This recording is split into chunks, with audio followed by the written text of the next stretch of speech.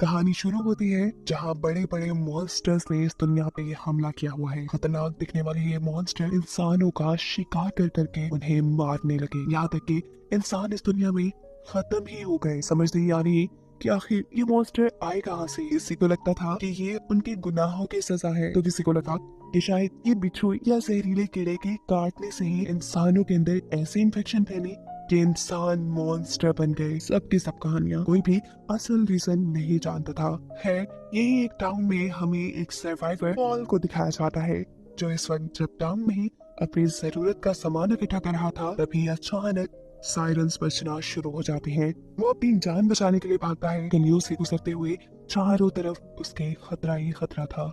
Monsters के हुर्राने की आवाजें और बम के हमले शोर से ये दुनिया गूंज रही थी और आसमान पूरा काले धुएं से ढक चुका था। इधर पॉल खतरे की टलने का इंतजार करने के लिए एक खाली घर के अंदर चला जाता है, जहाँ बेचारे दो छोटे छोटे बच्चे रो रहे थे। पॉल ने इन्हें गोद ले लिया, जिसके बाद सालों का वक्त गुजरा और दिखाया गया कि पॉल ने जिन बच्चों को गोद लिया था, वक्त गुजरने के साथ साथ वो जवान हो गए। वो अब सप्लाई इकट्ठी करने के लिए भी पॉल की मदद करते थे, लेकिन रात होने से पहले पहले उन्हें घर के अंदर वापस आना पड़ता था, क्योंकि अभी तक इस दुनिया में रात के वक्त मॉन्स्टर्स खुलेआम घूमते थे।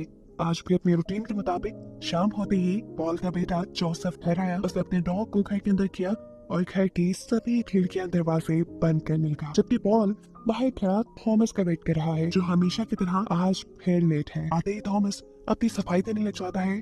बाबा, आपको पता तो है मुझे फॉर्म में काम करना कितना पसंद है। वहाँ से निकलते निकलते देर हो ही जाती है। ये फॉर्म्स जहाँ पर थॉमस काम करता था, असल में वो उनके नेबर्स के थे। पॉल यहाँ उसे वार्न करता है कि अगर अगली मर्तबा लेट हुए ना, बाउंड्री से बाहर निकलने की बच्चों को इजाजत नहीं मिलेगी। ये लोग खाना खाने से पहले दरवाजे खिड़कियां चेक करते हैं कि वो अच्छी तरह लॉक है कि नहीं। इसके बाद इन्हें मिला था रात का शानदार डिनर, और बिल्कुल डिनर के दरमियान में जोसेफ थॉमस के फॉर्म में जाने का मजाक उड़ाता है, क्योंकि उसे पता था थॉमस उनकी नेबर रोज को पसंद करता था। बस जोसेफ का छेड़ना था कि उसे इतना गुस्सा आ गया कि दोनों में हाथापाई शुरू हो गई। और यहाँ गुस्से से सिर्फ यही कहता है, नीचे बैठ जाओ, तुम लोग इंसान हो, कोई जानवर नहीं। इतनी बुरी तरह से कौन लड़ता है। अचानक ही पॉल नोटिस करता है कि उनका डॉग आज अजीब तरीके से जमीन को बार बार रगड़ रहा था। दरवाजा भी उन्हें ऐसे फील हुआ कि जैसे कोई उसे खटखटा रहा है।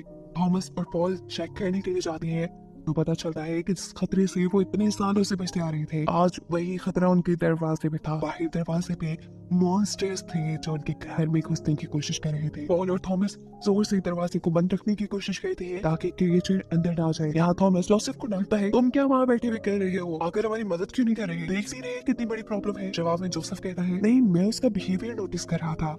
उसने पहली मर्तबा 20 सेकंड तक नॉक किया, दूसरी मर्तबा 10 सेकंड तक, और फिर आखिरी मर्तबा वो एक नॉक करके चला गया। जोसेफ का मानना था कि पहले 20 सेकंड तक जो क्रिएचर ने नॉक किया था, वो पहले दरवाजे को चेक कर रहा था। दूसरी मर्तबा 10 सेकंड के लिए जब उसने नॉक किया, तब उसकी पावर बहुत ज्यादा थी। ये शायद उसकी एक्चुअल अटेम्प्ट थी दरवाजा तोड़ने के लिए, लेकिन जब दरवाजा नहीं खुला तो आखिर में एग्जॉस्टेड होकर उसने एक नॉक की और वो यहाँ से चला गया। पॉल भी उसकी इन बातों को गौर से सुनता है। अब सुबह हो जाती है, खतरा फिलहाल के लिए उनके ऊपर से टल गया था। बाहर जाकर पॉल दरवाजे पे क्रिएचर के नाखूनों के निशान दिखता है। पूरा दिन काम में गुजर जाता है। पॉल नोटिस कहता है कि थॉमस ने तो आज बहुत काम किया था, लेकिन जोसेफ पूरा दिन घर से ही नहीं निकला। और जब जाके उसे चेक करता है, तो जोसेफ एक कार बनाने की कोशिश कर रहा था। पॉल के अंदर जाने पर उसे देखकर कहता है, मैं तंग आ गया हूँ रोज रोज इस डरी हुई जिंदगी से।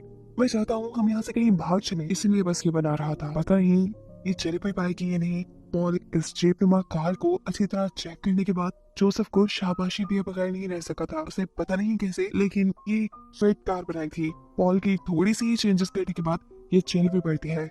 इसी खुशी में पॉल उन्हें ड्राइव सिखाने के लिए ले जाता है और इन दोनों को रिवर साइड पर ड्राइव करने के लिए भेज देता है। थॉमस को गुस्सा आ गया, क्योंकि उसने वादा किया था थॉमस को फॉर्म्स में ले जाने का। पॉल कहता है, थॉमस आज ये काम ज्यादा जरूरी है। तो गुस्से वाला मुंह बनाते हुए थॉमस जोसेफ के साथ निकल तो जाता है, लेकिन उसका मूड तभी ठीक हो गया जब जोसेफ ने अपनी गाड़ी फॉर्म्स की तरफ मोड़ी। थॉमस खुशी खुशी फॉर्म्स के अंदर रुक जाता है और कहता है, तुम जाओ, तुमने जहाँ जाना है, बस वापस आते हुए मुझे यहाँ से पिक करते जाना। दूसरी तरफ हम पॉल को देखते हैं, जो अपने घर के दरवाजे पर मॉन्स्टर के पंजों के निशान दिख रहा था। एक नई लकड़ी से वो इन दरवाजों को ठीक करता है और फिर अपने ही साथ अच्छा वक्त गुजारने के लिए वाटरफॉल्स की तरफ चले जाता है, जहाँ उसे मिला एक मिस्टीरियस ब्लैक कलर का केव। दूसरी तरफ जोसेफ भी रिवर साइड पे आ चुका था। वो अपने आप को एक रस्सी के साथ बांधता है और यहाँ खाली पड़ी शिप के अंदर चला जाता है। उसे यहाँ से सप्लाईज इकट्ठी करनी थी। वो शिप को गौर से देखता है और एक कंपार्टमेंट के पास आकर जैसे ही वो वहाँ की कैबिन्स खोलता है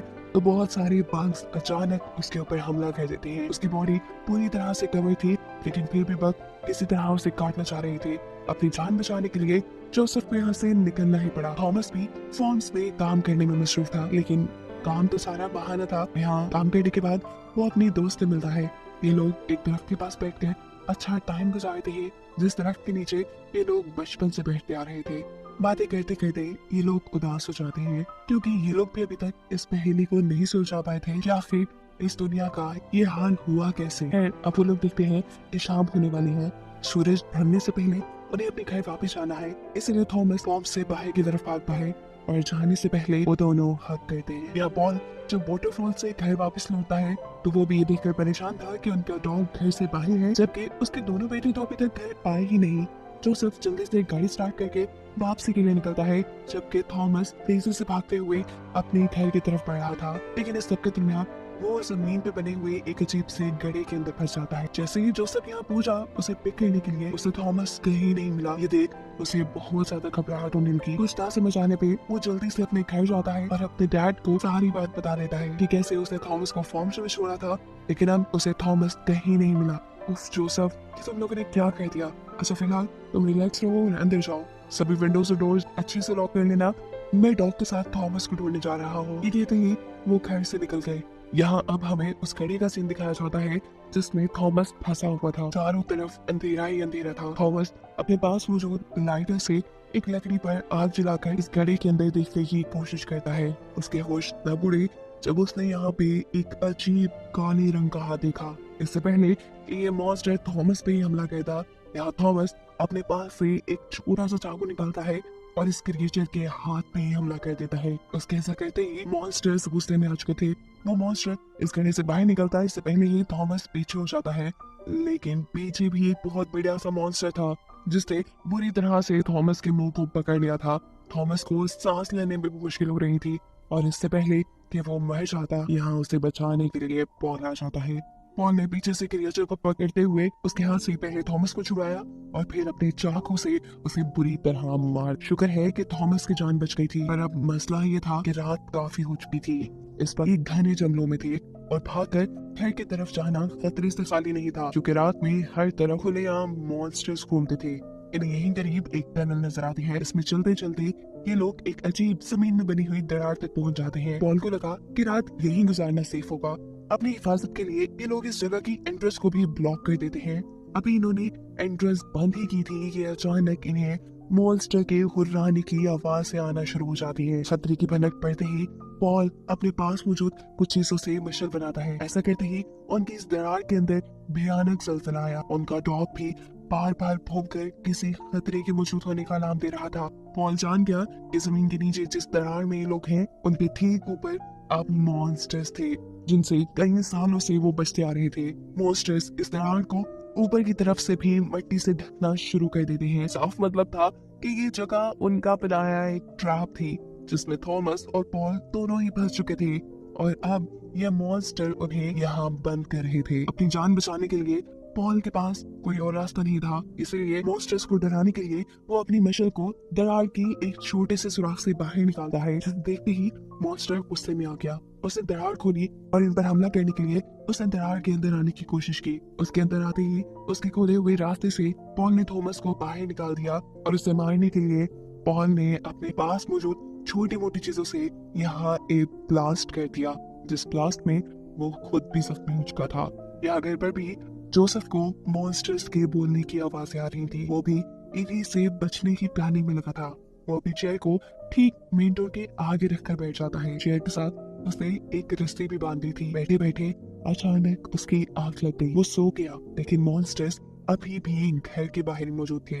मॉन्स्टर भी दरवाजे के बहुत छोटे से सुराख से जोसेफ पर नजर रखे हुए था। जोसेफ को सोता हुआ देखकर वो दरवाजे के ऊपर लगी हुई लकड़ी उतारता है और फिर जोसेफ पे होर कहता है वो सच में सो गया है या नहीं। ये जानने के लिए वो अपने नेल को किसी जादुई छड़ी की तरह लंबा करते हुए उसके मुंह के करीब ले जाता है। जब जोसेफ ने कोई रिएक्ट नहीं किया तो मॉन्स्टर भी समझ गया कि वो सच में सो रहा है। मॉन्स्टर दरवाजा खोलकर अंदर आ गया। उसके अंदर आते ही जोसेफ ने अपने चेयर के साथ बंधी हुई रस्सी खींची। सेकंड से भी कम टाइम में एक के ऊपर से नीचे आकर गिरा और मॉन्स्टर उसी में कैद हो गया। और ये रिवील हुआ कि असल में जोसेफ सोया नहीं था, ये सब कुछ यहाँ हुआ ये उसी का प्लान था। वो इस कैद हुए मॉन्स्टर के ऊपर ब्लैंकेट डाल देता है। सुबह भी हो चुकी थी, अभी तक बाकी लोगों का कुछ अता पता नहीं था। वो वापस नहीं आए थे। उन्हें ढूंढने के लिए वो कार लेकर निकल जाता है। जबकि दूसरी तरफ अब हम थॉमस को देखते हैं जो दरार की एंट्रेंस को पूरी तरह खोलने की कोशिश में लगा है। जिसके बाद वो दरार के अंदर से किसी तरह जख्मी पॉल को बाहर निकालता है। उनका डॉग भी बाहर आ चुका था। जोसेफ की कार की आवाज उसे दूर से ही सुनाई दी गई। भागते हुए वो जोसेफ के पास पहुंचा और उसे थॉमस और पॉल के पास ले आया। पॉल को जख्मी देखकर जोसेफ को भी झटका लगा। ये दोनों भाई मिलकर पॉल को गाड़ी में बिठा देते हैं और घर ले आते हैं। पॉल को इलाज की शदीद जरूरत थी। अभी वो लोग यही बातें कर रहे थे कि अचानक थॉमस की नजर यहाँ एक पिंजरे पे पड़ी। उसने जैसे ही पिंजरे के ऊपर से ब्लैंकेट उठाया तो उसके अंदर से मॉन्स्टर को रानी लगा। जोसेफ उससे कहता है इसे वापस ढक दो, ये रोशनी इन मॉन्स्टर्स को तकलीफ देती है। पॉल की बैंडेज करते हुए जोसेफ एक्सप्लेन करता है कि रात में शायद 2 मॉन्स्टर्स यहाँ आए थे जिनमें से उसने एक मॉन्स्टर को पकड़ा। ये मॉन्स्टर्स हमसे भी ज्यादा सही है। वो इन मॉन्स्टर्स के ऊपर स्टडी करना चाहता था पर थॉमस क्या उसे बताता है कि डैड रात में काफी सारे मॉन्स्टर को उस दरार के अंदर ब्लास्ट कराए हैं। इससे वो शॉक हो जाता है और अपने डैड से कहता है कि अगर सच में आपने ऐसा कुछ किया है तो वो मॉन्स्टर बदला लेने के लिए जरूर आएंगे। इस समय ने कहा वो बहुत सही है। उसकी बात है थॉमस को बकवास लग रही थी। वो तो अपने घर रखे हुए इस मॉन्स्टर को भी मारना चाह रहा था। वो जल्दी से उसका केज खोल देता है जबकि जोसेफ उसे मना करता रह गया था। डरते हुए ये मॉन्स्टर जाकर बेड के नीचे छुप गया। मॉन्स्टर को देखकर उनका डॉग बार बार भौंक रहा था। उसकी आवाजें सुनकर मॉन्स्टर का भी बिहेवियर एकदम से चेंज हुआ। ये डरने वाला मॉन्स्टर एकदम से ऐसा बहादुर हो गया जैसे कोई शेर और अब वो हमला करने के लिए थॉमस और जोसेफ की तरफ मुड़ा। इसके हमले से बचने के लिए जोसेफ ने उसे अपनी स्टिक से दूर रखने की कोशिश की और एक भी सेकंड ना जाया करते हुए थॉमस ने अपने एक्स से उसकी जिस्म से उसकी गर्दन ही अलग कर दी। फाइनली ये भी मर चुका था लेकिन जोसेफ उसके ऊपर स्टडी करना चाहता था, इसलिए वो मरे हुए इस मॉन्स्टर को ही उठाकर अपनी बेसमेंट में ले जाता है। उसने मॉन्स्टर को स्टडी करने के लिए बहुत ज्यादा खर्च लगाए लेकिन उसे अभी भी नहीं समझ आ रही थी कि आखिर मॉन्स्टर है कैसा। वो इंसानों की तरह है या किसी जानवर की तरह, उसे अभी तक कुछ समझ नहीं आई। ये सारे काम करते हुए उसके पास थॉमस आया। असल में वो चाहता था कि ये लोग पॉल को रोज के घर ले जाए। उनके पास क्योंकि बहुत सारे फॉर्म्स थे, एक अच्छा बेहतर घर था जिसके गेट बाहर भी लगी थी। वो लोग वहाँ पर मॉन्स्टर्स से सेफ भी रहते और उन्हें वहाँ पर पॉल के लिए मेडिसिन भी मिल जाती। पर जोसेफ का ख्याल था कि उनके नेबर्स उनकी मदद नहीं करेंगे, लेकिन फिर थॉमस की जिद करने पे ये लोग पॉल को अपनी कार में बिठाते हैं और ले जाते हैं उनके घर। क्या बिल्कुल जोसेफ के कहने के मुताबिक उन्होंने इनकी मदद करने से इनकार कर दिया था, ये कहते हुए कि उनके पास ना तो ज्यादा मेडिसिन है और ना ही ज्यादा सप्लाईज कि ये लोग 3 लोगों को अपने घर रख पाए। घर के ओनर यानी रोज के डैड कहते हैं हाँ अगर थॉमस यहाँ रहना चाहे तो वो रह सकता है क्योंकि वो हर रोज फॉर्म्स में काम करने के लिए उनकी बहुत मदद किया करता था। उनकी ये बात सुनने के बाद जोसेफ वापस जाने के लिए उठ गया। थॉमस ने उसका पीछा किया लेकिन यहाँ पर वो बहुत ज्यादा गुस्से में था। गुस्से में वो थॉमस को उल्टी सीधी बातें कह जाता है कि तुम ही हो जो डैड को मौत के मुंह तक ले गए, चले जाओ यहाँ से। इसकी बातों से थॉमस को भी गुस्सा आ गया और यहाँ इन दोनों के दरमियान में एक मरतबा फिर हाथापाई शुरू हो गई। थॉमस जोसेफ को मार रहा था लेकिन फिर जब उसे रियलाइज हुआ कि वो गलत कर रहा है तो वो खुद ही से उठ खड़ा हुआ।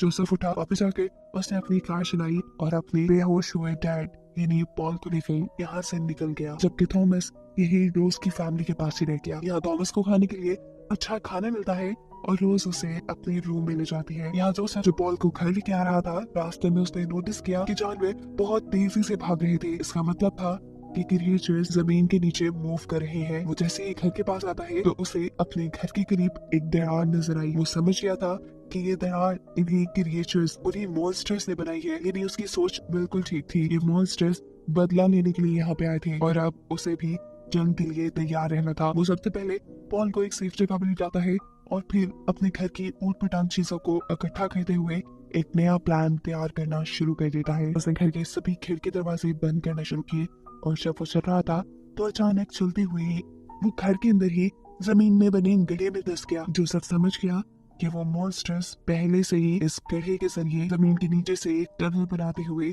उनके घर पहुंच गए हैं। दूसरी तरफ रोज के घर हम देखते हैं कि थॉमस उनके किचन की तलाशी ले रहा था, जहाँ उसके पीछे रोज आ जाती है। वो यहाँ रोज को एक्सप्लेन करता है कि वो चोर नहीं है, बस वो अपने डैड के लिए परेशान है और उनके लिए मेडिसिन ढूंढ रहा है। उसकी परेशानी को देखते हुए रोज उसे मेडिसिन दे देती है। थॉमस उससे शुक्रिया करते हुए उसे गले लगाता है और यहाँ से बाहर निकल जाता है, ये वादा करते हुए कि वो वापस जरूर आएगा। उनकी ये सारी बातें रोज के एक सर्वेंट ने सुन ली थी। वो बाहर आते ही थॉमस के ऊपर गन तान देता है।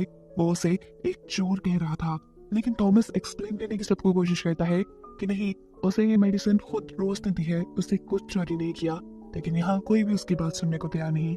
ये लोग उसे यहाँ खड़े खड़े शूट भी कर सकते थे, लेकिन ये सभी सर्वेंट थॉमस को उठाकर अपने एक बार रूम में ले जाते हैं और वहां जाकर म्यूजिक ऑन कर देते हैं। वो थॉमस को जमीन से बांध चुके थे। एक आदमी दूर खड़े हुए उसके ऊपर बंदूक तान लेता है। वो उसके ऊपर निशाने लगाने वाले थे, लेकिन इससे पहले कि वो गोली चलाता, अचानक ही उसके बाहों के नीचे से जमीन टूट जाती है और वो जमीन के अंदर गिर जाता है। यहाँ खड़ा हुआ दूसरा आदमी जल्दी से उसे चेक करने के लिए जाता है और उसी टाइम यहाँ से निकल आता है एक बहुत बड़ा अजीब काला सा मॉन्स्टर। इन मॉन्स्टर्स का शोर सुनते हुए मेन घर के अंदर रोज के पेरेंट्स भी जाग गए। आखिर दूसरी तरफ हो क्या रहा था ये चेक करने के लिए रोज के डैड एक कैंडल जलाकर जैसे ही पीछे मुड़कर दरवाजा खोलने लगते हैं तो फौरन ही एक क्रिएचर उनके ऊपर हमला कर देता है। ये क्रिएचर इतनी खतरनाक थी कि वो उसे कंट्रोल कर ही नहीं पाए। उनके हाथ में मौजूद कैंडल भी वहां गिर गई, जिससे पर्दे जल गए। इस रोशनी को देखते हुए मॉन्स्टर ने इस आदमी को छोड़ दिया और रोज की मॉम को पकड़ लिया। अपनी वाइफ को बचाने के लिए रोज के डैड इस मॉन्स्टर को पकड़कर पीछे की तरफ खींचते हैं और रोज की मॉम जल्दी से उठकर बाहर की तरफ भागती हैं रोज को ढूंढने के लिए। लेकिन इससे पहले कि ज्यादा दूर वो जा पाती, मॉन्स्टर उसे पकड़कर उसकी बॉडी में बुरी तरह स्टैब करते हुए उसे मार देता है। रोज को अपने रूम में ये आवाजें सुन रही थी। वो नहीं जानती थी कि इन आवाजों की वजह से उसके दोनों पेरेंट्स मारे जा चुके हैं। जैसे ही ये आवाज बंद हुई, वो चेक करने के लिए अपने रूम से बाहर निकलती है। उसे जगह जगह खून पड़ा हुआ नजर आया। उनको फॉलो करते हुए वो अपने मॉम डैड के वॉशरूम में गई और वहां जाते ही उसकी चीखें निकल गईं, क्योंकि उसके सामने उसकी मरी हुई मॉम और वो बड़ा सा मॉन्स्टर था। घर के दूसरे हिस्से में जहाँ सर्वेंट्स ने थॉमस को बांध के रखा था, वहां पे क्रिएचर सभी लोगों को मार चुकी थी और अब वो थॉमस की तरफ बढ़ रही थी। थॉमस अपने आप को बचाने के लिए जल्दी जल्दी हाथ पांव चलाता है। मुश्किल से अपने आप को छुड़वाते हुए वो पीछे की तरफ भागने की कोशिश तो कर रहा था, लेकिन वो इस कोशिश में नाकाम हो जाता, क्योंकि अब मॉन्स्टर बिल्कुल उसको मारने के लिए उसके सामने था। लेकिन वक्त रहते ही यहाँ रोज एंट्री कर लेती है एक बंदूक के साथ और वो मॉन्स्टर को शूट करते हुए उसे मार देती है। इस मॉन्स्टर से ये लोग बच गए थे। जल्दी से ये लोग भागते हुए बाहर आते हैं और थॉमस देखता है कि रोज का पूरा घर जल चुका है। रोज यहाँ उसे बताती है कि उसके पेरेंट्स भी मारे गए। ये सुनकर थॉमस दुखी होता है, लेकिन अभी इन चीजों का टाइम नहीं था। इमरजेंसी में ये लोग थॉमस के घर जाने का डिसाइड करते हैं, जहाँ दूसरी तरफ जोसेफ अभी भी उन क्रिएचर्स से लड़ने की प्लानिंग कर रहा है। जितने भी घर हैं उनके घर में उन क्रिएचर्स ने बनाए थे, जोसेफ अपने घर के सारी फर्नीचर से उन घरों को फिल कर चुका था। अपनी पूरी तैयारी करने के बाद वो अपने बेहोश हुए डैड के सर पे प्यार करता है और मॉन्स्टर्स के साथ इस जंग के लिए बाहर निकल आता है। अचानक उसकी डोर की स्मॉल विंडो खुलती है। वो घबरा कर पीछे देखता है, लेकिन ये तो थॉमस और रोज थे। इन्हें देखकर जोसेफ की सांस में सांस आई थी। थॉमस यहाँ अपने भाई का साथ देने आया था और जोसेफ को भी उसकी जरूरत थी। अभी वो लोग यही बातें कर रहे थे कि अचानक उन्हें पीछे से पॉल की आवाज आती है, जिसे होश आ चुका था। ये दोनों उसका होश में आता देखकर खुश होते हैं। थॉमस उसके लिए मेडिसिन ले आया था। ये उसे मेडिसिन देते हैं और यहाँ पॉल उनसे कहता है कि तुम आखिरी वक्त तक लड़ना, लड़ने का भी वक्त हो चुका था। जोसेफ यहाँ बाकी दोनों लोगों से अपना प्लान शेयर करता है और ये लोग अपने पास मौजूद सभी गैस और पेट्रोल को इकट्ठा करना शुरू कर देते हैं। घर में जगह जगह पेट्रोल फेंकने के बाद और गैस सिलेंडर्स रखने के बाद वो अपनी एक ओल्ड फ्रीजर को घर के बिल्कुल दरमियान में रख देते हैं। रोज यहाँ बची कुछ विंडोज को भी बंद कर रही थी। इसके बाद ये सभी छोटे छोटे क्रैकर्स, माचिस और ऐसी चीजें जिनसे आग जलाई जा सकती थी, उसे अपने घर में फैला देते हैं। यहाँ तक कि अपने डैड की सिगरेट्स को भी। ये सारी तैयारी उनकी हो चुकी थी। वो देखते हैं कि मॉन्स्टर के बनाए हुए जिस होल को उन्होंने फर्नीचर से कवर किया था, अब फर्नीचर हिलने लगा था। यानी यहाँ पे मॉन्स्टर आ चुका है। और दूसरी तरफ जिस रूम में पॉल है, उसकी चिमनी से भी एक मॉन्स्टर पॉल के रूम में आ चुका है। यहाँ होल के अंदर से भी मॉन्स्टर निकल चुका था, जिसके ऊपर थॉमस पीछे से हमला करता है, लेकिन ये मॉन्स्टर मरता नहीं, वो उल्टा थॉमस पर हमला करता है। और इससे पहले कि थॉमस मर जाता, इस मर्तबा थॉमस उसके सर के ऊपर हमला करते हुए उसे ही मार देता है। एक तीसरा मॉन्स्टर यहाँ पर रोज के ऊपर हमला कर चुका था। अपनी जान बचाने के लिए वो इस मॉन्स्टर को अपनी गन से शूट करके मार देते हैं। इसी दौरान उनके पास खून से लथपथ पॉल आता है जिसके ऊपर मॉन्स्टर ने हमला किया था, लेकिन वो भी मॉन्स्टर को मारने में कामयाब हो चुका था। एक के बाद एक काफी सारे मॉन्स्टर यहाँ आ चुके थे। पॉल उन्हें अपनी गन से शूट करता है, लेकिन इतने सारे मॉन्स्टर को मारने के बावजूद भी बहुत से मॉन्स्टर्स और इनके पास आ चुके थे। पॉल की बंदूक से गोलियां खत्म हो चुकी थी। किसी को पॉल अपनी बंदूक के बैक से मारता है तो कहीं पीछे से रॉस और जोसेफ इन मॉन्स्टर्स को मारते हैं, लेकिन मॉन्स्टर्स की तादाद बढ़ती जा रही थी। अपने आप को बचाने के लिए इस टाइम पॉल इन्हें इनके प्लान पे वर्क करने को कहता है। ये तीनों जाकर उस फ्रीजर में बैठ जाते हैं जिसे ये लोग घर के अंदर लेकर आए थे, जिसके बाद पॉल इस पूरे घर में आग लगा देता है। पूरे घर में लकड़ी का फर्नीचर और जगह जगह पेट्रोल होने की वजह से ये घर किसी बॉम्ब की तरह ब्लास्ट हुआ था, जिस ब्लास्ट में काफी सारे मॉन्स्टर्स मर गए थे। फ्रीजर काफी देर तक हिलता रहा और जब फ्रीजर रुका तो इन्हें लगा कि वहां थोड़ा सुकून होगा। ये लोग जल्दी से फ्रीजर से बाहर निकले और इन्होंने पॉल को ढूंढने की कोशिश की, जो वहां उन्हें नजर नहीं आया। यहाँ जोसेफ जैसे ही एक वुड का पीस उठाता है तो नीचे से एक मॉन्स्टर जो इस टाइम जल भी रहा था उसके ऊपर हमला करने की कोशिश करता है। अपने आप को बचाने के लिए ये लोग फौरन घर से बाहर आते हैं और कार में बैठकर कार के जरिए यहाँ से भागना शुरू कर देते हैं, लेकिन जले हुए मॉन्स्टर अपने आप को एक टायर की शक्ल में बनाते हुए इनके पीछे पीछे थे। रोज अपनी गन से इनके ऊपर हमला कर रही थी, लेकिन कोई भी गोली इनके ऊपर जैसे असर ही नहीं कर रही थी। जैसे ही ये मॉन्स्टर से बना हुआ टायर इनके करीब आता है, रोज अपनी गन की बैक से उनके ऊपर हमला करती है और ये टायर टूट जाता है। मॉन्स्टर इधर उधर गिरकर मर गए, लेकिन इन्होंने गाड़ी चलाना बंद नहीं की। मीलों दूर जाके इन्होंने देखा कि मॉन्स्टर्स अभी का पीछा नहीं कर रहे थे, यानी ये लोग सेफ थे। इस वक्त इन तीनों की नजर आसमान पे पड़ती है। काले आसमान पे चमकते हुए तारे। ये आज पहली मर्तबा ये नजारा दिख रहे थे, क्योंकि हर रात इस नजारे से पहले ही ये लोग अपने घर में बंद हो जाया करते थे, लेकिन फाइनली अब मॉन्स्टर्स खत्म हो गए थे। सुबह होने पर जब ये अपने घर वापस आते हैं तो वहाँ कुछ भी नहीं था। ये लोग पॉल और रोज के पेरेंट्स का फनरल करते हैं और अपनी बची कुछ चीजें लेकर यहाँ से कहीं दूर जाने का फैसला कर लेते हैं। इन्हें यकीन था कि अब इनको ऐसी जंग नहीं लड़नी पड़ेगी और इन तीनों को एक साथ दिखाते हुए ये कहानी यही खत्म हो जाती है।